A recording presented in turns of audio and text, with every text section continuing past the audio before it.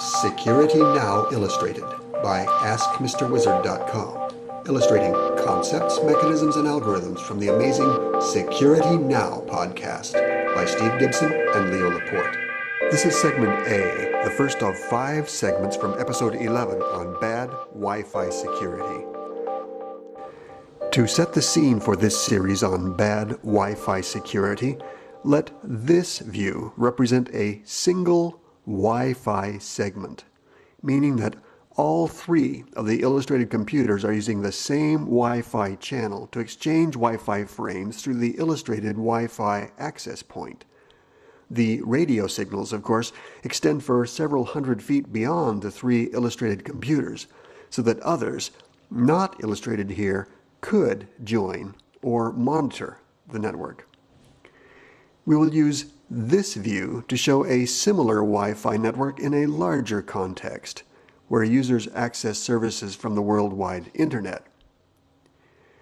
Let this view represent a single, wired, old-style Ethernet segment, meaning that each of the 3 illustrated computers has a unique Ethernet address, also known as a MAC address, through which it can receive Ethernet frames from any of the other 2 illustrated computers. Because Wi-Fi frames contain Ethernet frames and use the underlying logic of Ethernet to address and deliver network traffic, Steve and Leo commenced this episode with a discussion of wired Ethernet and a review of the basics used by Ethernet. Old-style Ethernet looked a lot like this. Every computer was connected directly to the same shared backbone Ethernet cable. Ethernet works on these things called MAC addresses, which is the sort of the address of the physical interface. Every Ethernet card has a unique 48-bit MAC address. 24 bits is of that 48 bits, that is half of the address. 24 bits is assigned uniquely to each manufacturer, and then they have the other 24 bits, actually it's the least significant, the right-hand 24 bits, which is a serial number which they increment uniquely for every single device they create. The idea being that there is no provision on the Ethernet protocol for dealing with the collision of MAC addresses. That is, 2 adapters, both plugged into the same Ethernet, are going to have a problem if they've got the same MAC address. Let me just kind of explain. A MAC address is a unique number assigned to your network hardware. All network interface cards, wireless adapters, wireless access points, each have supposedly a unique MAC address. Correct. And is it guaranteed to be unique, or is it likely to be unique? Well, it has to be unique for an Ethernet, or for a local segment of an Ethernet. That is, all of the adapters that can see each other on the Ethernet. It has to be a unique MAC address. So that's how the packet knows where to go, or exactly. And in fact, that's where this address resolution protocol comes in. What happens is typically the gateway machine, that machine that is on the connection between your local network, your LAN, and the WAN, or another chunk of LAN, when it gets a packet that's destined for inside, it sends something called an ARP broadcast, basically saying, hey, who has this IP? That is, which adapter out there is handling traffic for this IP address? Because a MAC address and an IP address are very different. The IP address, as we've talked about many times, is the unique address for the internet, which is different from the sort of like the physical hardware address, which is the MAC address. So in response to this broadcast, which all adapters receive, one of them that has that IP assigned to it says, oh, that's me. So it answers the request saying that my adapter is assigned to this IP. So at that point, anything listening has it essentially begins to build up a map, gets information about which IPs are associated with which MAC addresses. So this is the way that a switch then learns on which wired connections which MAC addresses are valid and which IPs those are associated with. Okay, now I'm trying to follow this. It's a little complicated, folks, and this is one of your Black Diamond Security Now podcasts for the experts here. Well, there's all the details. Now, the question that so many people wrote in to ask about after last week was, many people said, for whatever reason, I'm not using any encryption, I'm not using WEP, I'm not using WPA, but I do want security on my wireless network, so I've taken advantage of what's called MAC address filtering. On my router, I'm able to give it a list of MAC addresses, that is the physical adapter, like the wireless adapter serial number, that I want to allow to have use my access point. Is that secure? Right. And the answer is not at all. Now, but see, this is a surprise to me because pretty much every corporation does this. We did it at Tech TV. The assumption being, well, by preventing non-registered MAC addresses from logging in, we're secure. Yep. Why is it not? Absolutely not secure. Why not? It seems like it would work. It's what I was referring to when I said it's hard to believe that router manufacturers are offering something which is completely bypassable, but that's what's going on.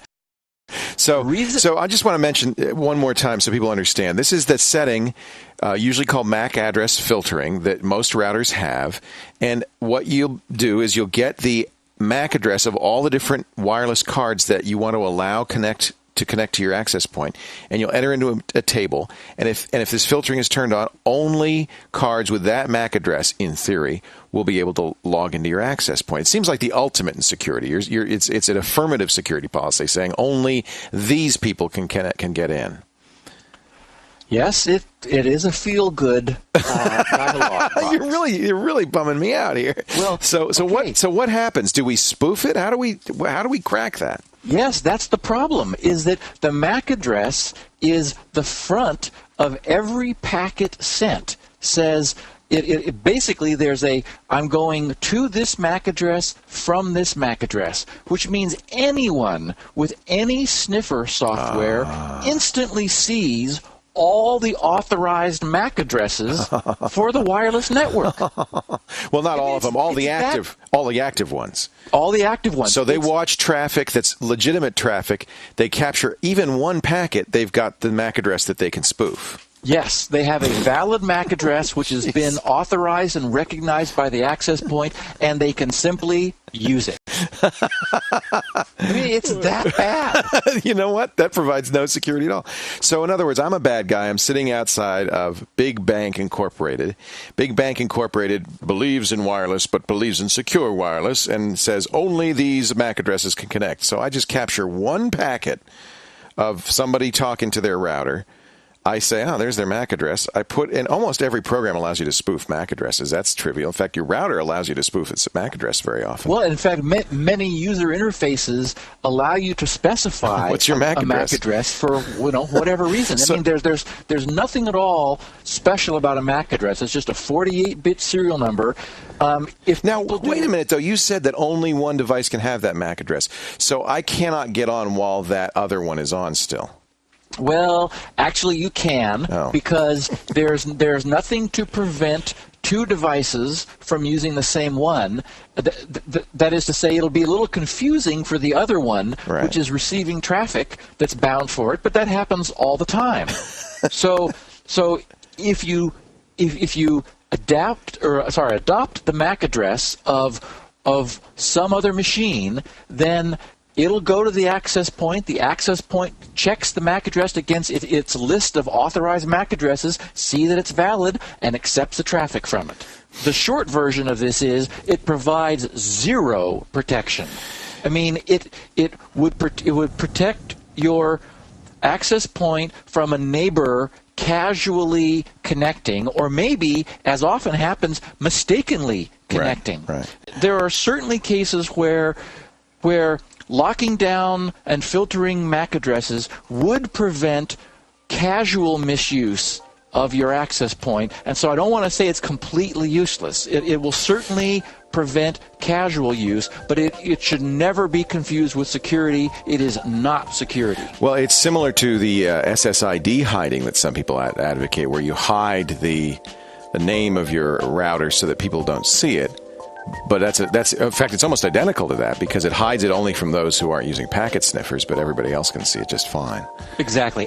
Anyone who wanted access to your access point would still be able to get it without any trouble at all. So we've eliminated the use of MAC address filtering, SSID hiding, and WEP encryption. It sounds like the only way to secure wireless networking is with WPA encryption. Well, that's really true. And what I want to do is for the balance of this second podcast about wireless, is I want to talk about WEP encryption, because it's so tantalizing, and it was the legacy encryption technology which has been obsoleted. But because older equipment doesn't support the stronger WPA encryption, many people are using WEP encryption because it's all they've got, or it's there, or they've heard that it's not secure, but they've really never taken it very serious. To see the other segments and related resources for this episode 11, please join us at AskMisterWizard.com. Select Security Now from the prominent section index at the top of the homepage, and then select number 11 from the episode index at the bottom. The original audio-only version of this podcast can be found on the Gibson Research Corporation site at grc.com/securitynow. This clip illustrates some of the highlights from that show. This video clip comes from a large collection of related clips. All are indexed and easy to find at www.askmisterwizard.com, along with related items, text articles, illustrations, and forums. Please visit us today. We appreciate your support. Thank you.